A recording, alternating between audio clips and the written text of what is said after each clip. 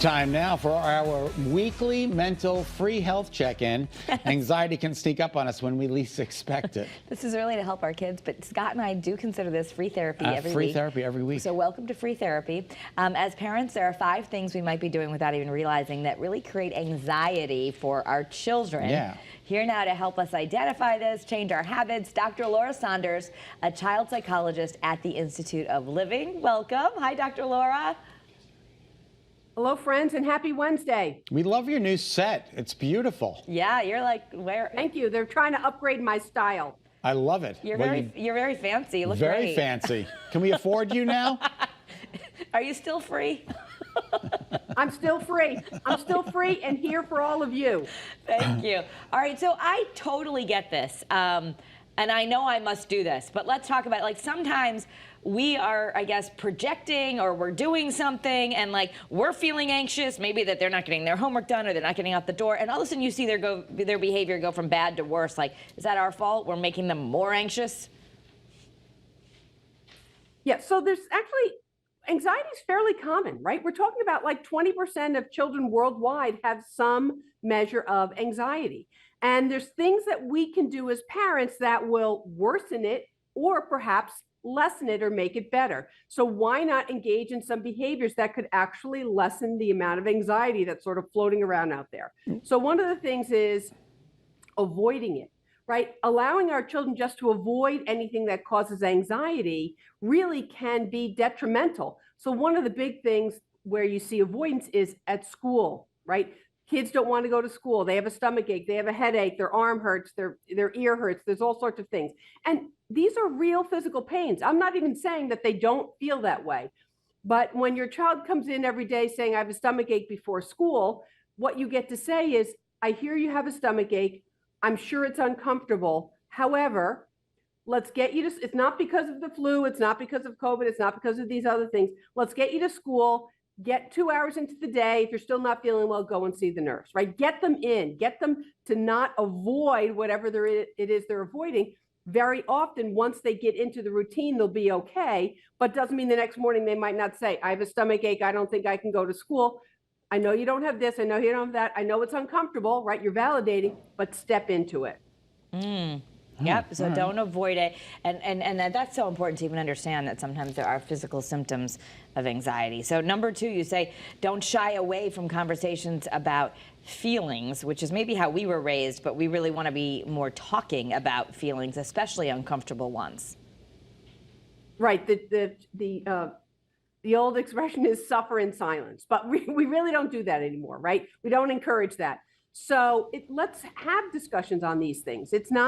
It's okay to talk about how you feel. I feel worried about this, or I feel upset when this happens, right? You're modeling for your kids, which is also one of our points here.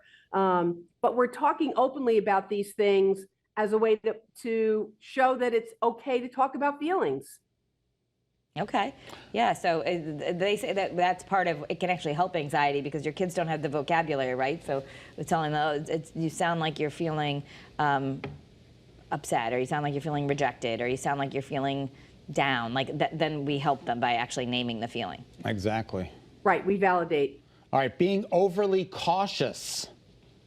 This is a big one. So I've heard the adage that when kids go to a playground, and this is very gendered, but when kids go to a playground, moms say, be careful, and dads say, have a good time and play hard, right? And so, yes, we want our children to be somewhat cautious or have the skills to understand, but if you don't try anything, if you don't push yourself, you don't learn anything. So I'm not saying we can't be somewhat cautious, but let's not get catastrophic.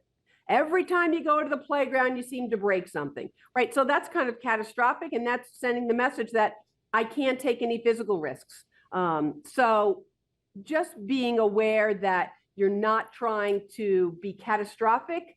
So it's using skills. So when you go to the playground, make sure you use both hands when you jump off the monkey bars, right? So things like that, give information, but don't be too overly cautious. Okay. Okay. This is a big one, refusing to cope with our own anxiety. So this is a big one, and I think it's something that's really important. If we don't acknowledge that we ourselves have anxiety. We all get anxiety at different points. Some of us carry a lot more anxiety than others. But if we don't acknowledge that we have anxiety and we, what I call, project it onto our children, right? We take our anxiety and we constantly put it on them, then that just fuels their inner anxiety bucket. So the more we can manage our own anxiety, like, okay, that's my mind to worry about, or that's my issue. The more we can do that, the easier it is to not put anxiety onto our children or not worsen their own anxiety.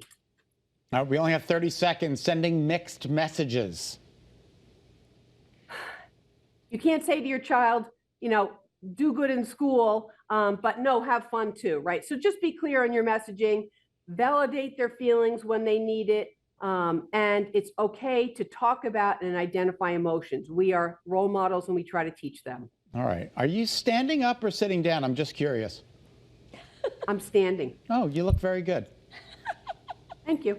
Okay. Have a great day. We're going to get into some deeper therapy on this. We'll have a longer session on CURES, so I hope people can join us and you can download the episode, listen in your car, listen to it with your kids or your spouse. So thank you, Dr. Saunders. We'll see you in a little bit. Have a great day. All right, you too.